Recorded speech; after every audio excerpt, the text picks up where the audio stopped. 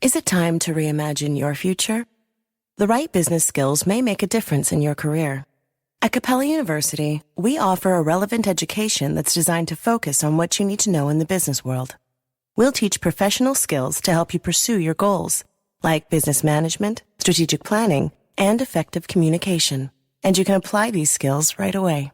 A different future is closer than you think with Capella University. Learn more at capella.edu. Welcome to Mind Love, episode 153. Today's episode is all about creating good luck with a serendipity mindset. I'm always fascinated, when you do a workshop around serendipity and you kind of teach a couple of exercises that people get into. And then after a week, people would be like, oh my God, I have serendipity happen all the time now. Because to your point, it is really about once we're priming ourselves with a couple of small exercises, but then also start believing we can create it, it actually starts to happen more and more. And then it gives us this amazing enthusiasm. And I think, especially at the moment, in these kind of dire times, I felt the major way to gain back an enthusiasm for life, because you see every situation as something that can imbue meaning, that can bring some kind of spark and something positive and beautiful. And that kind of reframing has helped me to really see the unexpected and uncertainty, not as a threat, but as this kind of potentiality and as an ally potentially. Turn up your frequency with Mind Love. Bite-sized brain hacks for seekers, dreamers, and doers. It's time to give your mind a little love with your host, Melissa Monti.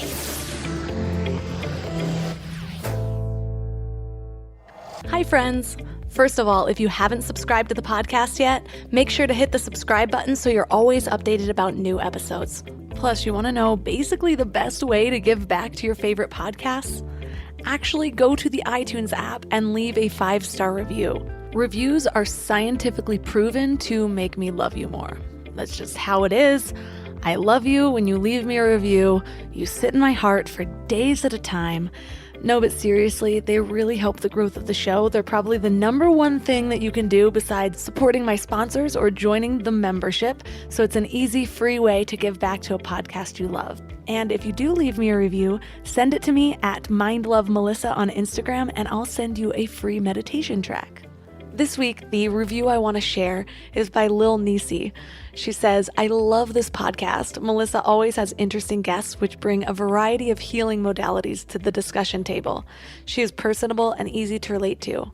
I swear I squealed when I first heard she was pregnant, as if she was a friend who shared this with me. I actually laughed out loud when I read this, and it just brought a smile to my face, so thank you so much. And now into the good stuff. Have you ever noticed that some people just seem to have really good luck? And they usually know it, too.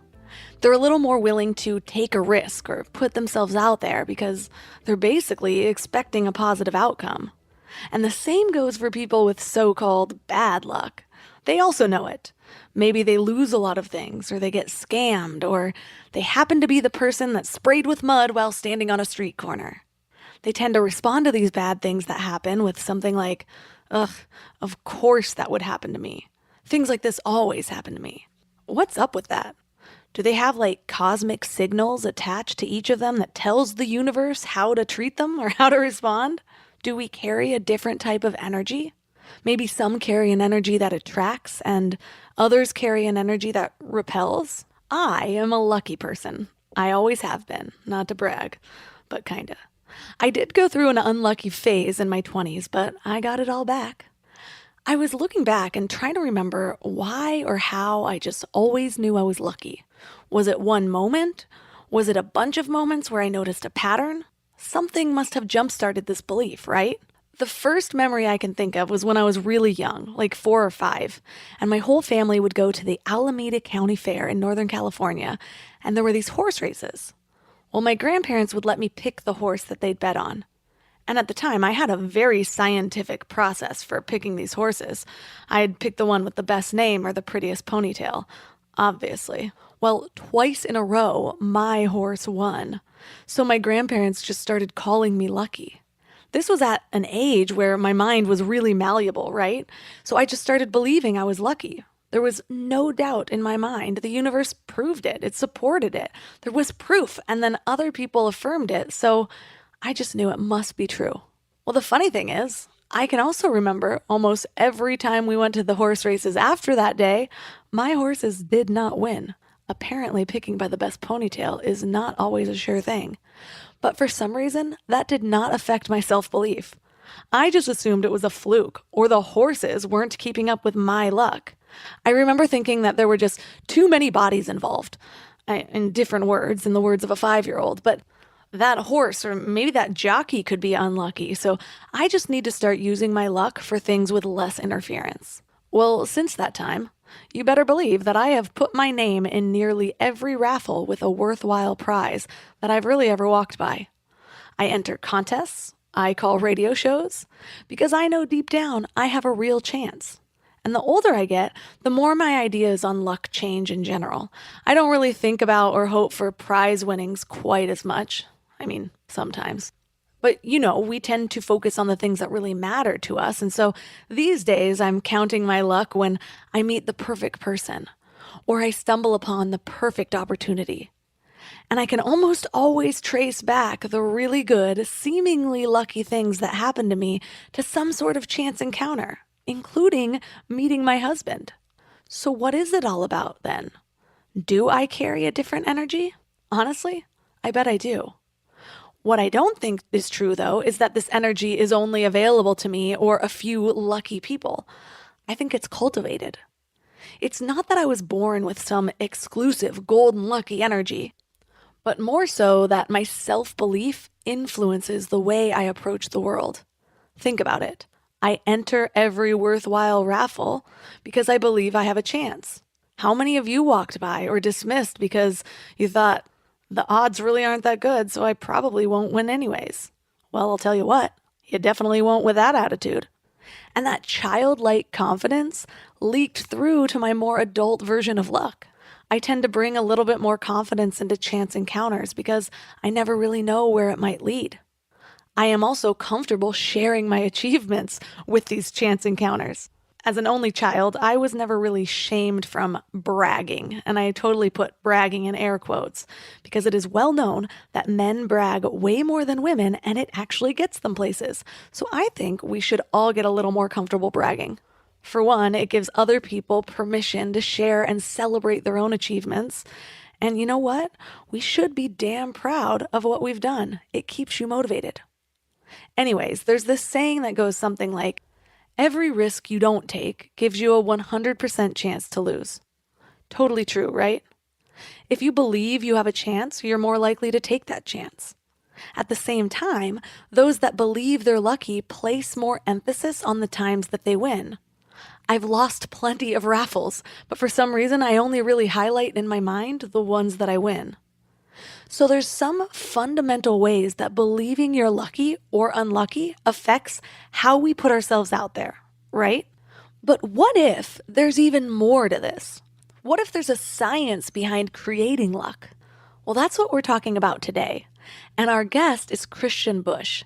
He is an internationally known expert in the areas of innovation and entrepreneurship. He's also the director of the Global Economy program at New York University's Center for Global Affairs, and he also teaches at the London School of Economics. And if that's not enough accolades, he's also the co-founder of Leaders on Purpose and the Sandbox Network. Well, his most recent book is called The Serendipity Mindset. And his main message is that serendipity isn't just about luck in the sense of simple randomness.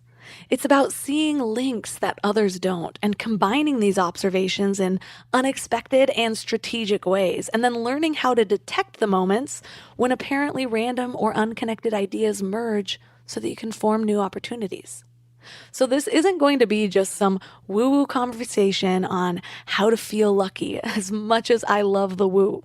But this is action and data-driven knowledge from a practical expert with a clear blueprint on how we can cultivate serendipity so we can increase innovation, influence, and opportunity in every aspect of our lives. 3 key things we will learn are how to open your mind to become more attuned to serendipity, how to turn unexpected encounters into opportunity, and how to better foster your connections to turn them into something meaningful. But before we dive in, do you ever wish you could start each day with a little message from your higher self? Just sign up for the Morning Mind Love for daily inspirational messages right to your inbox. I get messages from people every single day about how the Morning Mind Love is their favorite way to start their day, or that the message that came through is exactly what they needed to hear. It's kind of like your own personal inspiration oracle. Just visit mindlove.com and sign up right there on the homepage. Plus, you'll get some amazing free gifts when you do, like a free guided binaural affirmation meditation designed to rewire your brain to your highest self. And you'll get one of my favorite tools, a booklet of my personal power lists to help you gain clarity and live each day with intention. And it's all completely free. Just go to mindlove.com to sign up. Or if you're out and about, text the word morning to 33777. That's morning to 33777. And now let's welcome Christian Busch to the show. Thank you so much for having me.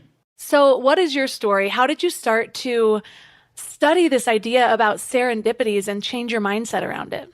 Yeah, I mean, it really starts right after high school. So I had a very rebellious teenagerhood. I had to repeat a year in high school. I had to change schools. And during that time, I had a quite reckless lifestyle. And one day, I wasn't lucky anymore, had a car crash. And it was this kind of moment where, the policeman said, "Oh my God, he's still alive" at the scene. And I was like, oh, wow, I was supposed to be dead. And so, it triggered a lot of questions around, was it all worth it? If I would have died, was there any kind of meaning to all of this? And so I started reading Viktor Frankl, who wrote this amazing book, Man's Search for Meaning. And so what I realized is what I enjoy the most, what gives me the most meaning is connecting people, connecting ideas. And so I started out as a community builder.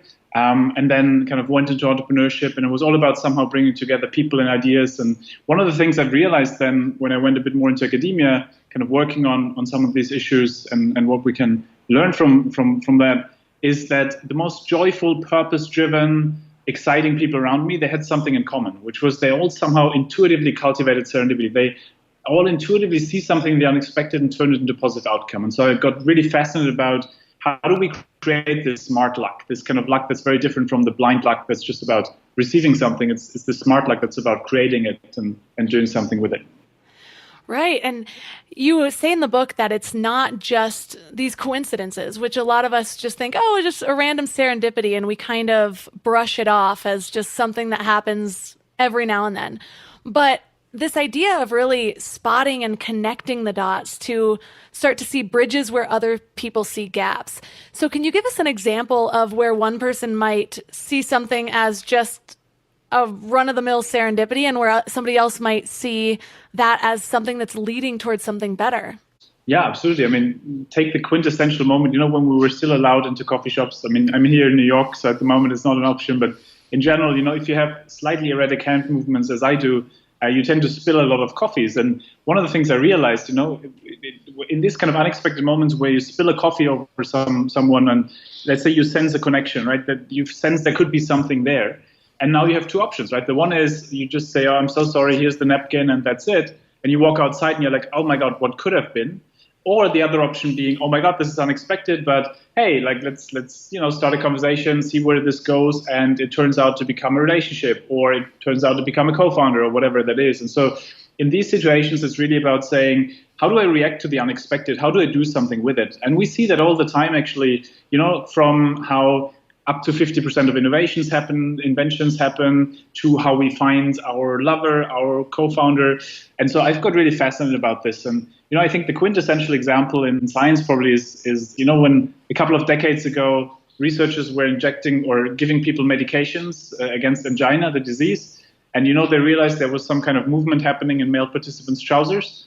And so, it was unexpected, right? And what we usually do, we would say, "Oh my God, this is embarrassing. This is something that is a quote unquote side effect. So we have to make it a better thing that doesn't have that side effect." They did the opposite. They said, this is unexpected, but you know what? A lot of men in the world have a problem in this department. So why don't we develop a medication that could do something with it? And this kind of connecting the dots essentially led to Viagra, right? And so it's really these kind of examples where if you distill how serendipity happens in life, and when you look at which people are really luckier than others, a lot of times we see that it's always a process of somehow having something unexpected happening, but then turning that into some positive outcome. So it's a proactive decision we make, what we do with it.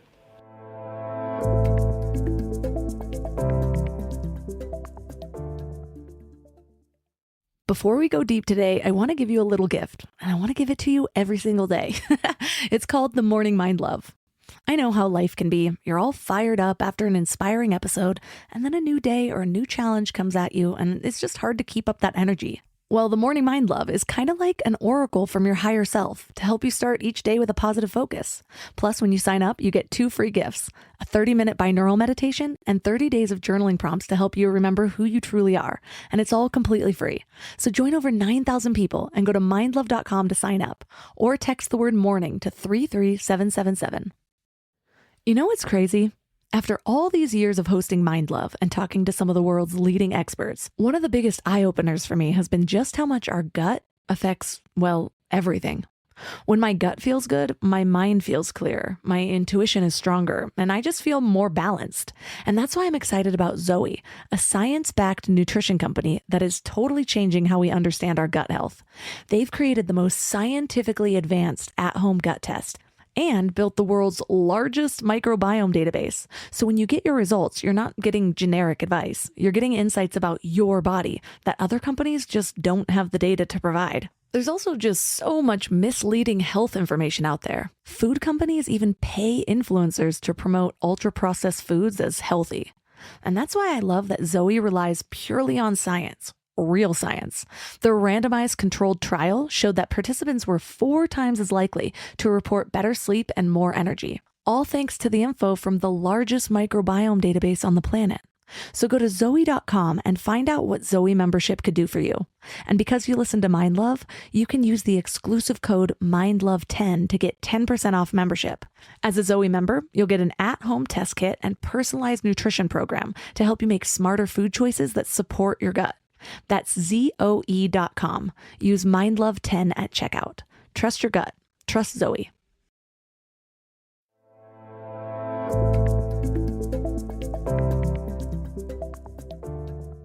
Right. I reminded of when I met my husband. So that month, it was December 13th, my company I was working for shut down, and a couple days later, I found out that my landlord was selling our place. And so everyone was really worried about me because they're like, oh my gosh, like you're losing your house, you're losing your job all at the same time. It was right around Christmas. And normally I go visit my family for Christmas, but now I had to move out.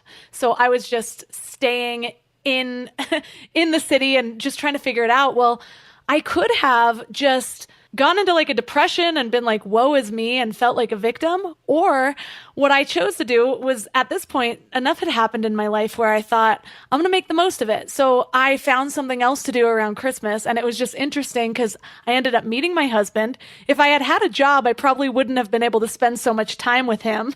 He ended up needing help in his company. So I worked with him for a while. So all of this stuff fit together, but it was so much easier to see later on. But it was really just this open mindset of being able to see that I didn't have to sulk in this moment and I could use it for something good, if that makes sense. Absolutely. And that's what I find most fascinating about this, that in a way, it's so much about reframing, right? That a lot of times what we might consider bad luck at one point might turn into good luck over time if we are able to essentially see every situation as something where we can still imbue meaning. And that's what I find so fascinating about the Viktor Frankl book also, that, you know, he was in the toughest of situations. He survived the Holocaust. He was in a concentration camp.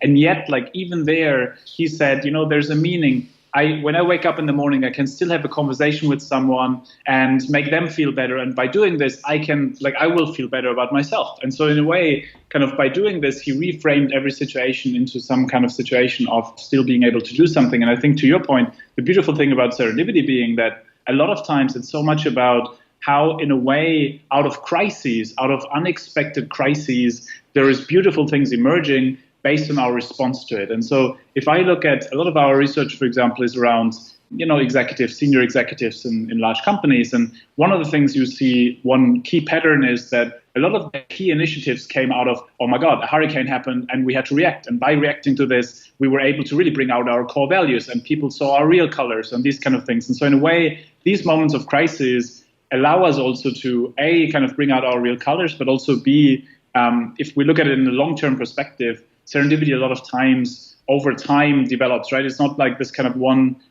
thing that just happens. And a lot of times it comes out of bad luck, like in your example, where it starts bad, but actually it turns into a beautiful thing. And I'm glad to hear that it seemed to have worked out well. Well, it is funny because one thing I always say is some of the most interesting people that I know became that way because they were able to transform some sort of crisis in their life. And so now I just look for that in crises. Like when all of this happened in 2020, you can really see the difference between the people who are like, okay, well, how can I transform my business to meet people with what they need right now? Or what are the current trends happening because of the lockdown that I can cater to, and finding ways to show up in that way. And one thing I found interesting is that you talk about these different types of serendipities. Can you talk a little more about that? Yeah, I mean, they're really all about the question of, are we already looking for something? So in a way, a lot of times we might say, oh, I'm looking for finding a job in XYZ industry. And then we unexpectedly meet someone who can help us make it happen. So it's like we already knew what we wanted, but it's an unexpected way of how we're actually getting there. And so that's a lot about like bumping into people in some way, and then they make an introduction to that or whatever it is. But then there's also this kind of the one that I find most beautiful, which is really about the potentiality of life, which is, say, a lot of times we might have a certain idea of where we're going or no idea at all. But then we bump into certain information, or we see something in a window, or someone tells us something, and it leads us into a completely different direction. And that kind of direction then, in a way, is the potentiality of life, right? That we could live so many different lives and we could do so many different things in life. And when I think about, how a lot of the things that I've been working on emerged, they literally emerged, I was working on something and then I met a wonderful person. They told me about something completely different.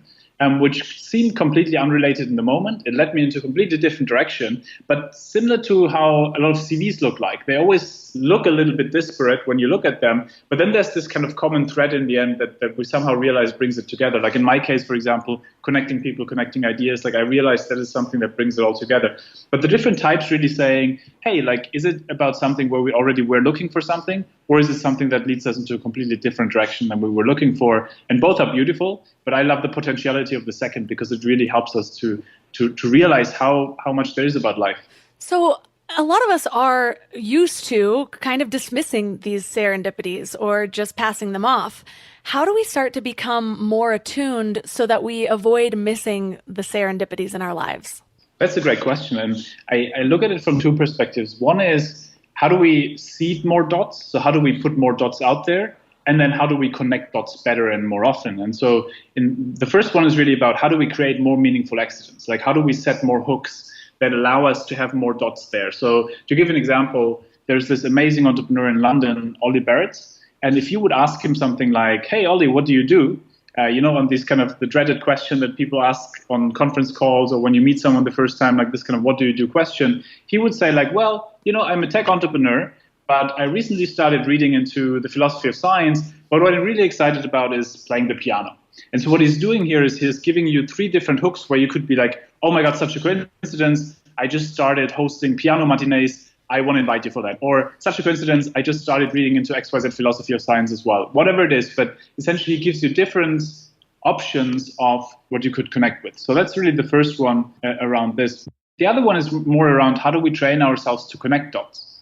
And that is really about the question of how do we essentially, for example, in conversations, constantly think about how does what the other person tells me relate to what I'm really interested in, what someone else is interested in. Because a lot of times we end up in these kind of routine type ideas of, how a meeting goes and everything else goes.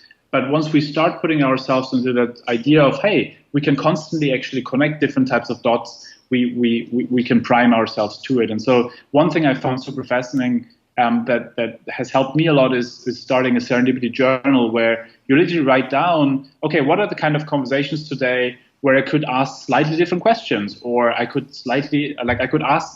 answer differently, and so on. And so I think to your question, there's a lot of small things we can do, and that's what I find most fascinating in terms of just how we switch, how we ask questions, how we answer questions, to how we look at the world, and so on. It reminds me of how the idea of a gratitude practice works, where they say if you start to write what you're grateful for every morning and every night, then it does more than just help you focus on gratitude in those moments. You start to focus on what you can be grateful for throughout the day. So your mind starts to automatically seek things to be grateful for, which changes your outlook on life. Exactly. And that's the fascinating thing in terms of there's this interesting experiment, which I think brings that point home, that so they took people who self-identify as extremely lucky and people who self-identify as extremely unlucky. And then they said, okay, walk down the street, go inside the coffee shop, sit down, have a coffee, and then we'll have an interview. And what they didn't tell them is that there would be hidden cameras across the street. There would be a 5-pound note in front of the coffee shop. And inside the coffee shop, there would be only one free seat. And that would be next to this extremely successful businessman who can make a lot of dreams happen. And so now the one lucky person walks down the street, sees the 5-pound note, picks it up, goes inside the coffee shop, orders the coffee, sits next to the businessman, has a wonderful conversation, they exchange business cards, and potentially an opportunity comes out of it. Now, the unlucky person walks down the street, steps over the 5-pound note, goes inside the shop, orders the coffee, also sits next to the businessman, the other person's left, ignores the businessman, and that's that. Now, at the end of the day, they ask both people, so how was your day today? And so, the lucky person says, I made new friends, so the businessman and potentially the barista, and I found money in the street, and, potentially an opportunity coming out of the conversation. The unlucky person just says, well, nothing really happened. And, we all know these people who have exactly the same situations, right? If you look at some couples or business partners or others where one just seems a little bit luckier than the other. And so much of it is about how do we frame the world and do we believe that we can create our own luck? And that's the fascinating thing around how a lot of our research also, I'm always fascinated, when you do a workshop around serendipity and you kind of teach a couple of exercises that people get into. And then after a week, people would be like, oh my God, I have serendipity happen all the time now. Because to your point, it is really about once we're priming ourselves with a couple of small exercises, but then also start believing we can create it, it actually starts to happen more and more. And then it gives us this amazing enthusiasm. And I think, especially at the moment, in these kind of dire times, I felt the major way to gain back an enthusiasm for life, because you see every situation as something that can imbue meaning, that can bring some kind of spark and something positive and beautiful. And so for someone like me who comes from Germany, and ambiguity usually gives me anxiety, and that kind of reframing has helped me to really see the unexpected and uncertainty, not as a threat, but as this kind of potentiality and as an ally potentially. Right. It reminds me of this movie. It was kind of a dumb, 3-star movie I just watched, but it's called I Feel Pretty, and it has Amy Schumer. It was actually really cute. But the whole premise of this movie is it's about this girl who identifies as bigger. She feels ugly and things. And so you can just see the first few scenes of her going through her life, just being embarrassed about certain things, expecting to get passed over, and then she ends up hitting her head. And it somehow changes her brain to where she looks in the mirror and she thinks she's a perfect 10 and she's gorgeous. And so she's walking around talking about how gorgeous she is, and everyone's like, okay, are you seeing the same thing I'm seeing? But it changes the way she approaches the world, and she ends up getting a boyfriend and a job because she's just so confident walking into it. And it goes to show how much our mindset's about something, or even the idea that we might be expecting something good to happen, can change the way we walk into a situation more so than it actually changes the situation itself. But what's interesting is I think a lot of times we look back in hindsight and we're easier able to connect these things had something to do with each other. And you talk about in your book this idea of hindsight bias. Can you talk a little bit more about that? Yeah, absolutely. And I mean, the hindsight bias reading around that idea that we then assume, when we look back, we always, obviously in that moment when we look back, have much more information than we had when we were in the situation. So now it all seems like, oh yeah, of course, great. I could have known this or I did know this and so on. But also it's very related to one of my favorite biases actually, which is we constantly post-rationalize, right? So in a way, we constantly kind of say, oh, you somehow made a plan and then something unexpected happens, and it's almost like a squibble of how life happens, right? That life is never really linear, but we tell it as if it is linear. And so the fascinating thing is that we rationalize a lot of things as if it was step by step, even though it really wasn't. And I think to your point, what's interesting is that we always think we can plan everything out, and then the unexpected happens, and we're kind of scrambling, and then again we have this illusion of control, and then we think we can get more control by telling it as a kind of linear story. But what I found fascinating about what you said also is that, to your point, like how Amy Schumer in that movie, once you reframe the world, you look at it differently, and it does something, right? And I think a lot of my research is in sub-Saharan Africa, and what I found interesting there is there's this fantastic organization, Reconstructed Living Labs, and they essentially, it's a low-income education methodology where it's about, hey, here are 5 steps of how you can build a business, or here's 5 steps of how you can use social media. And so they go into impoverished communities, and they're part of those communities. And then instead of asking, what do you need? Instead of asking about resources, they say, what is already here? And by doing this, then you look at an old garage and you see a training center, a potential training center. Or you look at a former drug dealer and you say, oh, this could be a potential teacher who has a lot of social capital and who might be really resourceful. And if we can turn this person around,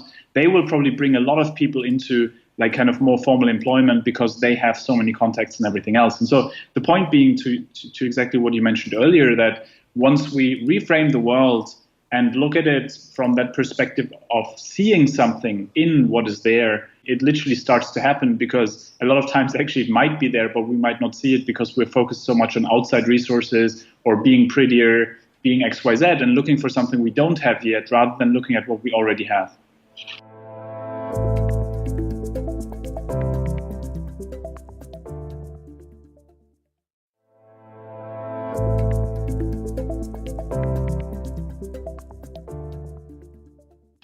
That's such a good point, because I was just talking to somebody about how even when we're trying to find our own path in life, like find our purpose or find something that we're going to be good at, so many people out there are just unhappy in their jobs or with their lives, and they're looking for some big pivot.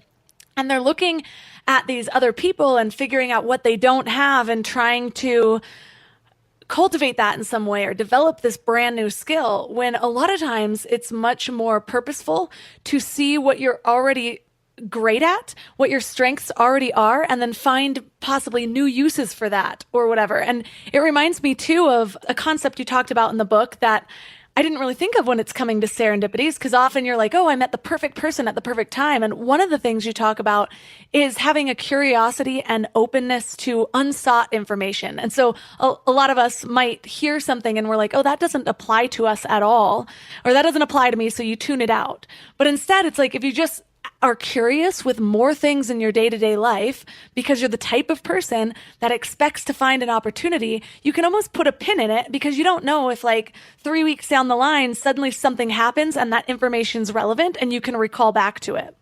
Exactly. And, it happens so often, right? And imagine the situation where, let's say you're talking with a friend and this friend kind of tells you about this opportunity that's out there because, let's say you are in consulting and they tell you about this amazing entrepreneurial opportunity and they tell you about it, and you might just think, oh my God, why do they tell me about it? I'm actually okay here. But you know what? Maybe your friend already sensed that you're not really happy, and maybe you're just lying to yourself that you want to stay in that job, but you really, you want to do something else, and your friend already sensed that. And so, if you're now remembering this after a week or two when you feel like, man, I just had a conflict with my boss, and then you remember that conversation, you're like, hey, actually, maybe it is a good point now. And so you're in a way, if you had that openness to that information at that stage, obviously can help you later on. And we see that in so many different ways. But, I also find it very interesting in terms of when you think about how I think a lot of times we assume that we have to be the ones who have to create that luck or that serendipity. And so by definition, connect the dots. But actually, a lot of times it's other people doing it for us if we give them the opportunity to do it. And that really requires that we also trust a little bit in that. And so I've had a lot of friends, for example, one friend of mine, she sent out an update email, for example, saying, hey, I'm taking a sabbatical. I'm thinking about what I could do next. If you have any ideas, send them over. And the person used to be in kind of, the nonprofit sector and so on. And so she thought this would be always the sector she was in. But a friend sent her this message saying, hey, look, there's this amazing tech incubator and they are looking for someone who has your skill set. Why don't you apply to that? And, her first reaction was, I have no idea about the tech sector. I have no idea how the tech industry works. But actually her friend already saw that the skill set actually in this completely different context was exactly what was needed. And so needless to say, she ended up in that job. And it's these kind of things where a lot of times people see something for us if we give them the opportunity to do that.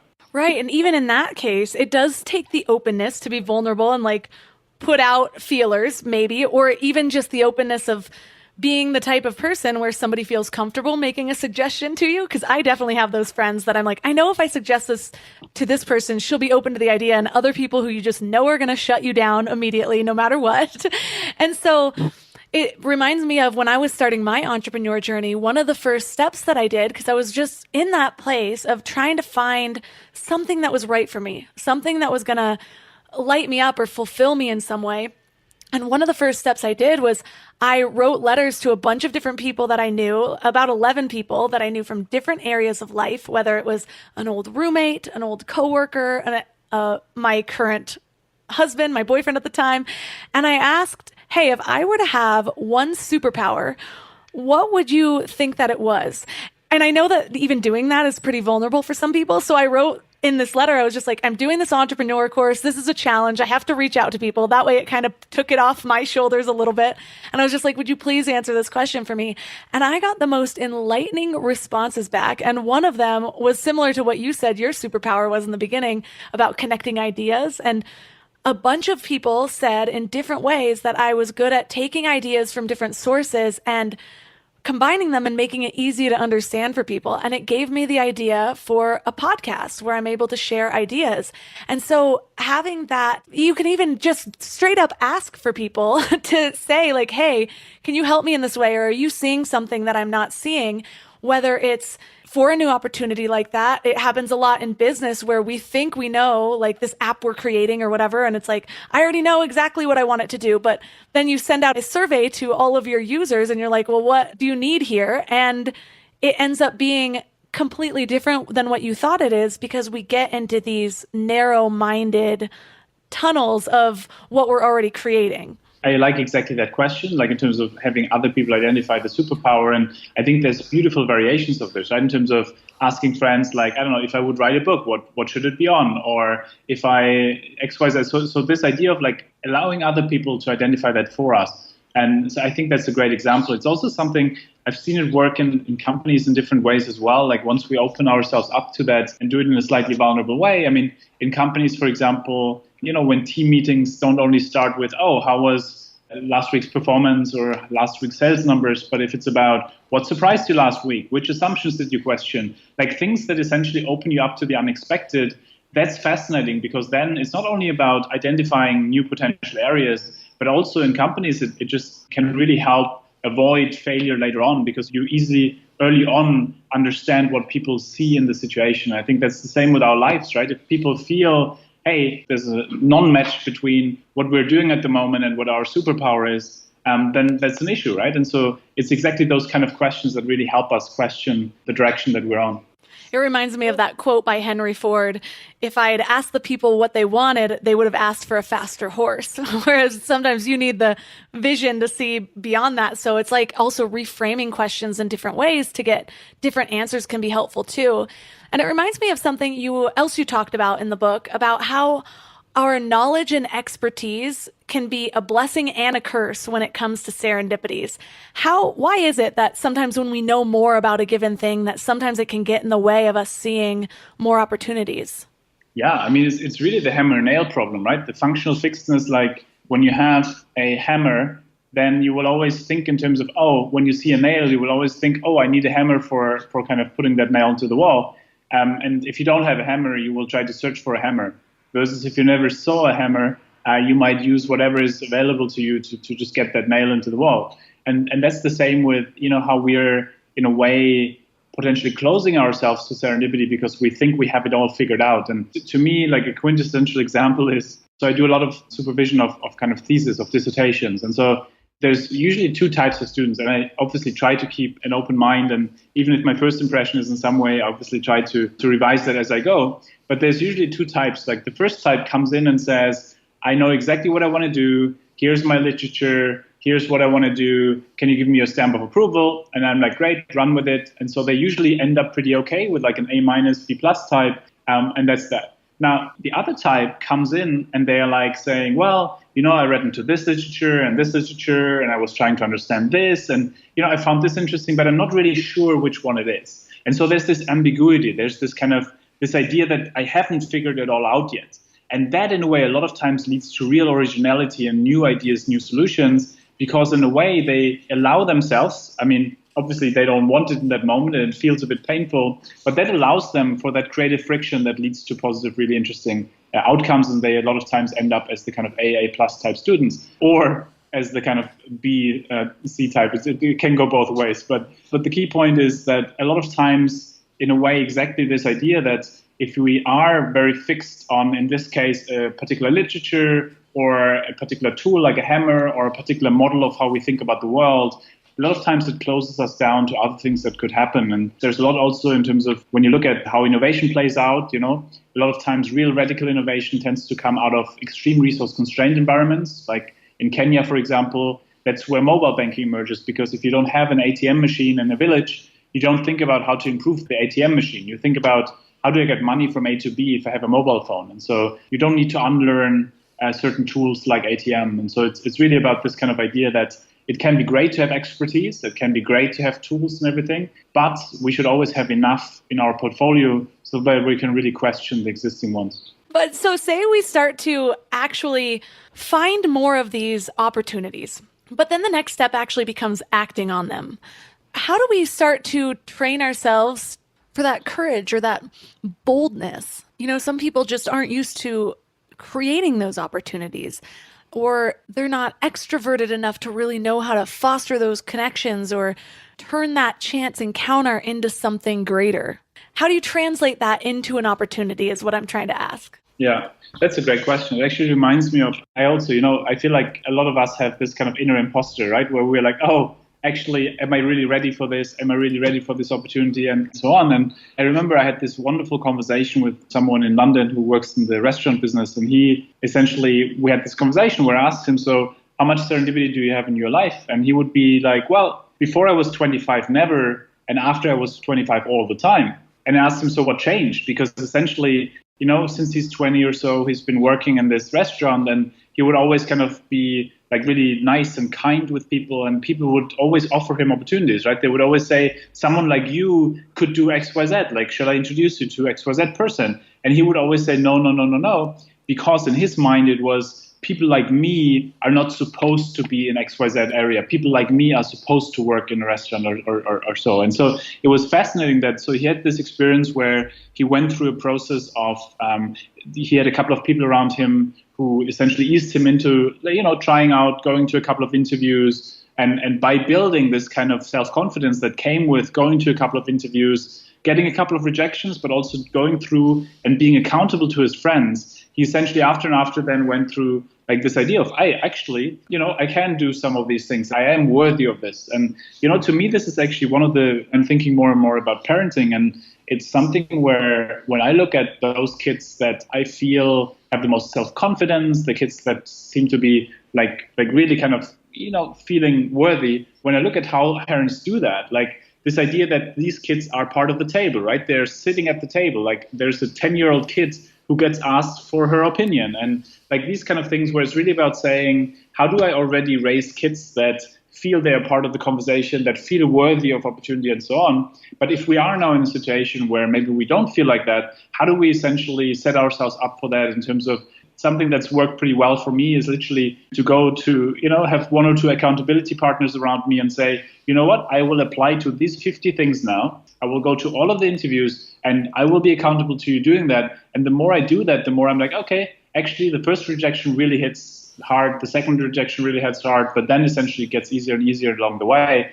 And I feel like that kind of idea of how do we allow ourselves discomfort to happen, and then realizing that the biggest discomfort is not to try to do it, but actually to not do it, at least in my case, like where, one of the things I realized is that this Mark Twain quote is actually pretty true for myself and a lot of people I've been working with, which is this idea that we regret the things we haven't done rather than the things we have done.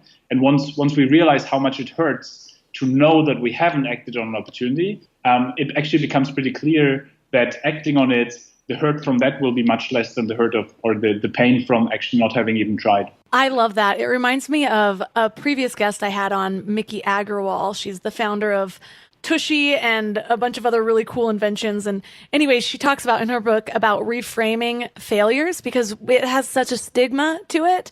And it's got this negative connotation like, failure is, you're a failure, or failing creates a failure, whatever it is. And it can just be heavy for a lot of people.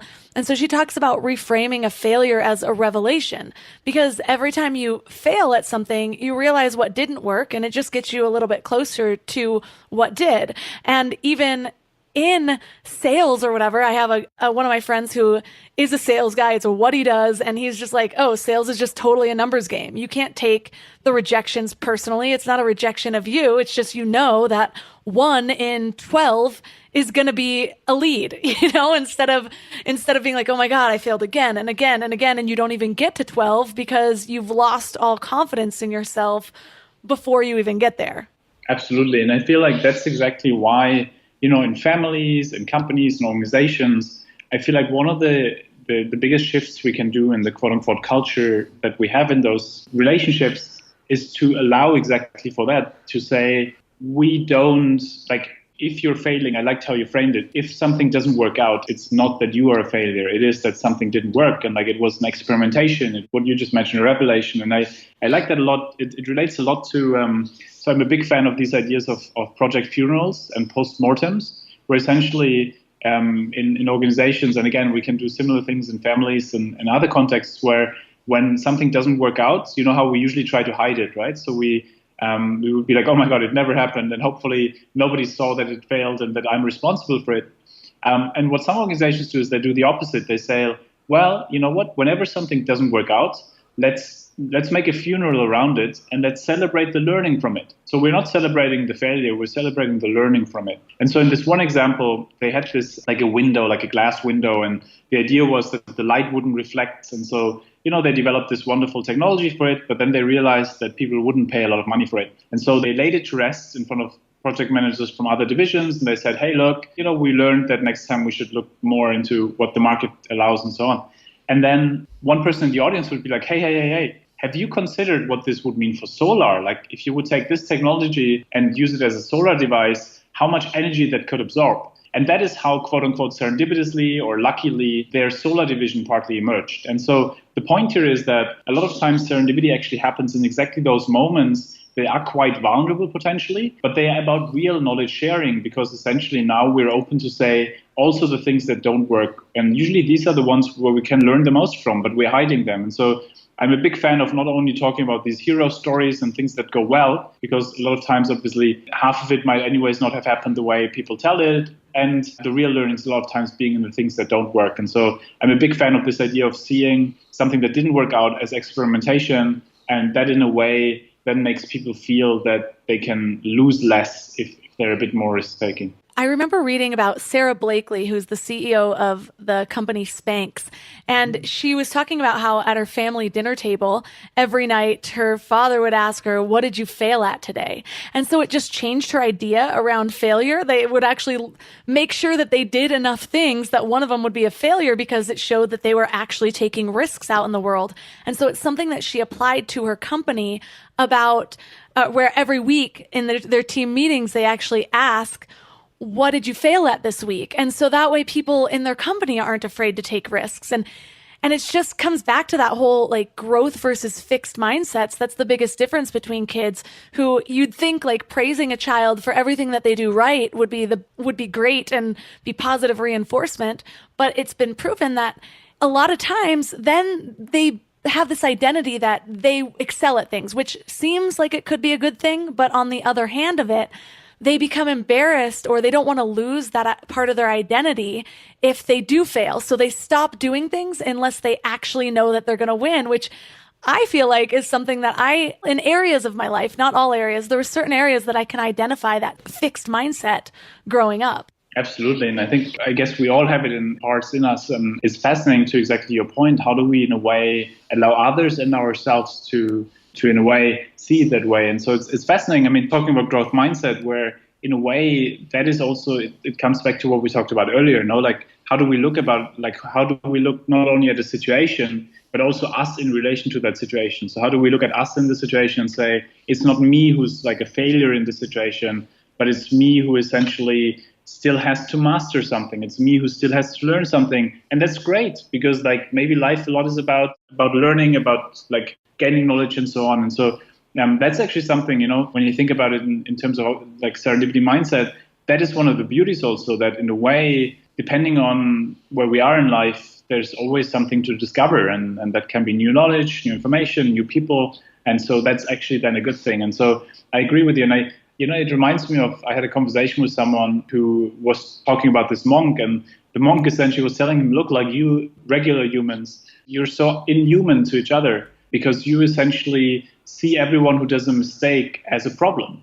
Versus if you see everyone who makes a mistake as someone who's on a journey and you can be part of that journey, then it becomes a beautiful way of potentially connecting with this person. I think I've realized this in my personal relationships and in my love relationship, that the more we see people not as these kind of infallible, they are all perfect, and if something goes wrong, they are not perfect, but more as like, look, like we're all just trying to figure it out. And if someone tries to figure it out, they will make mistakes. And that's a great way for us to bond with them, because we can literally lift them up when they're down. And I think that's, to me, always been a beautiful experience when we are with others when they feel they made a mistake, because that is when we can really show, I think, our kind of sense of friendship and so on.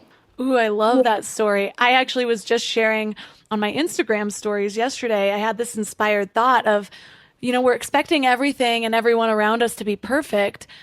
And then we are upset when they're not. So we feel like things need to change around us for us to be okay, when really, what if we shifted that and changed our idea of what perfect really is? Like, what if everything and everyone is already perfect as it is right here, right now, and we just have to change our mindset in order to allow that in? So I love that story. Well, one thing I have a question about is, so many of these things are about that connection between people or meeting the right person. But a lot of times people might be like, okay, I'm going to go take risks. I'm going to go to this networking event, meet this person, or I'm going to be open to talking to people at the coffee shop. And maybe they do meet somebody that is a person that they might want to know, but maybe they don't know exactly how. What are some tips for actually nurturing these connections or nurturing these new relationships so that they unfold in a new way, instead of just kind of choking or clamming up and not knowing where to take it after you meet them? That's a great question. I think especially for more extrovert people who have a lot of kind of potential relationships, a lot of potential kind of serendipitous things and moments, and this question of how to not get distracted by it, but also how to deepen those that we really want to deepen. And one thing I found super useful or super helpful is to always think about, like, what is the one thing I can do in this moment that somehow links us. So for example, I tend to do a lot of introductions where, let's say I meet someone I find wonderful, and my main way to keep in touch with them is to say, let me introduce you to another amazing person. And when doing this, like, they have an amazing experience and they usually get along really well. But also I stay part of this because now they are meeting and I was the reason why they met. And so it's kind of, it keeps all these things alive. And there's always something coming after a year then of like, oh my God, like because of this connection, now we made another connection and this happened. And so, it's this beautiful kamai kind of bundle then that evolves from it. And so I think there's a lot of these kind of more smaller things we can do. But also one thing that's helped me a lot is to try to figure out like what is the North Star or kind of sense of direction that helps me to understand who are the kind of people I really want to keep in touch with versus the people where I'm like, great, it was wonderful to meet you, but I don't really feel we need to keep in touch. And to me, that comes more and more down to like questions like principles and values and how these things are aligned. But I've always admired, for example, how Paul Pullman does it. He used to run Unilever, and he always had this idea of like, hey, look, like I want to always see how I can build platforms where I can help other people who can't help themselves. And so everyone who would bring him an unexpected idea, if it fits into that, he would say yes. If it wouldn't, then he wouldn't. And I like this idea of connecting the dots to something we really care about, because I think that also then opens it up to this kind of whole beautiful like momentum to drive towards something. And so I think filters are also like, with all the kind of excitement about meeting as many people as possible, I think also this question of how do we filter in a way that allows us to surround ourselves with those people that we feel really matter to us. being super important. It reminds me of this. I don't know if you, with your wonderful, I went through your Instagram and I feel there's so many wonderful quotes that I can completely relate with. And it reminded me actually of this, this is wonderful, I think it was in The Guardian, where they ask nuns what people usually say as their key deathbed regrets. So when they're on their deathbed, like, what do people usually say? And, they usually don't say something like, I wish I had met more people and, had more business cards in my drawer. They usually say things like, I wished I had developed more meaningful relationships with the people that were really important to me and things like this. And so I think there's this kind of beautiful balance, I guess, between how do we maximize, but also how do we deepen and strengthen and do that in a way that imbues meaning. And I think that comes a lot back to what is our personal North Star, and really like the Serendipity Journal or other kind of journals where we write down what is it that really matters to us and who are the people around us who not only foster this, but where we can also really be part of their journeys. I love that. I love how almost everything that I really dive deep into still comes back to first understanding yourself in a way. And I think people put pressure on themselves to really find who they really are, but it's not really about finding who you really are. It's about realizing who you already are. And a lot of that just comes from making that choice to tune in and notice. Notice when you meet new people. How do I feel with this person? What's happening in my body? What am I thinking about? What ideas are coming to mind? Or doing that on your own with different experiences in your life, or taking notice of when you're really happy or when you're not, or when you're doing an activity and you're excited to keep going versus getting distracted. And all these things can take time, and you can feel like you're kind of walking blind through it at first, but then you start to find connections and put it together. And then you meet somebody and you spot something immediately because you've already made that conscious choice to focus on yourself or focus on these things that are highlighted in your life. So thank you so much for just bringing all of this knowledge to us and bringing kind of a science to serendipity. It was super interesting. I thought it was going to be a lot more conceptual than it was, but you broke it down into these actionable tasks of things that you can actually do in your day-to-day life to make serendipities happen. So for listeners that are interested in learning more about you or your book, where's the best place to connect? So one is the homepage, which is www.thisserendipitymindset.com. I'm Chris Serendip on Twitter, and delighted to connect on LinkedIn if there's any serendipitous ideas that came to mind. Very delighted, obviously, to practice what we preach and to see if there might be potential overlaps. And yeah, thank you so much for having me. It's been a real delight. Thank you so much for the wonderful questions, and I'm looking forward to keeping in touch. All of the links from this episode will be at mindlove.com/153. So your challenge for this week is to be really honest with yourself about the way you're approaching the world. What are your beliefs about luck? What are your beliefs about what is possible? The way I like to look at this is, what are my beliefs about how the universe is or is not supporting me in every single thing that I do? So I believe that the universe does support us in our goals and our dreams. And the more emotion that we feel into these goals and these dreams, the more motivation, the more excitement, the more love we pour onto it, the more often the universe supports me. So because I have this belief, there's something that I can do on the back end that enables the universe to support me. So I feel like, okay, I am excited about this. I am motivated. I am meeting the world with action. And so I am going to have those chance encounters because that's how the universe works. And it's one of the biggest things that fuels me to expect opportunity when I leave my house, when I go to networking events, when I talk to new people, when I have brand new conversations. And because of that, it opens up my serendipity mindset. Other people, maybe they haven't either identified or had a lot of chance encounters. I say identified because I think a lot of people are just used to not giving meaning to the things that have happened. A lot of people don't have an awareness with everything that they do. They don't end the day with some sort of introspection, which I also think can be really helpful or not so helpful depending on how you're doing it. So if you don't think there's a lot of meaning in things, it's going to be difficult to see the serendipities that may have come into your lives. You might have passed it off as just a chance encounter, or you didn't act on it, or you didn't have that thought in your mind like this could lead somewhere. So you just picked up somebody's napkin for them and moved on.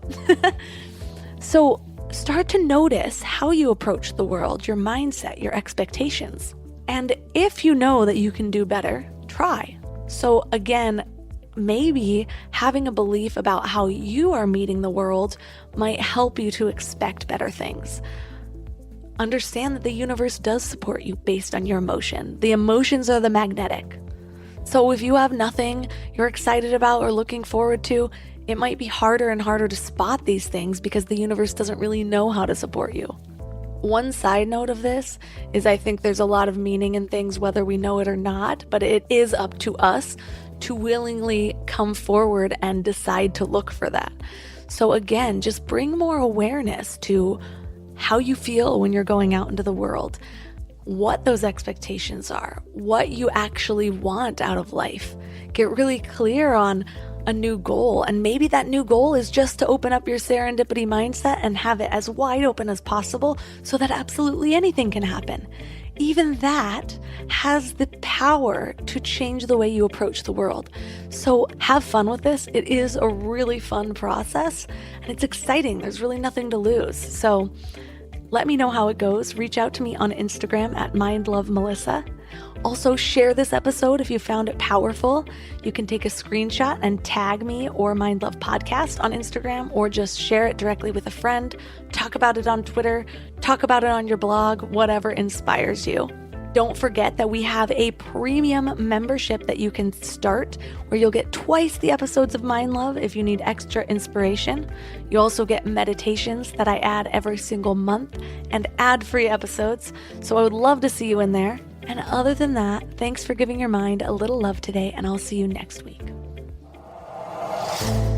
Thanks for tuning into Your Higher Frequency with Mind Love. Head to mindlove.com for a free gift to keep your vibes up until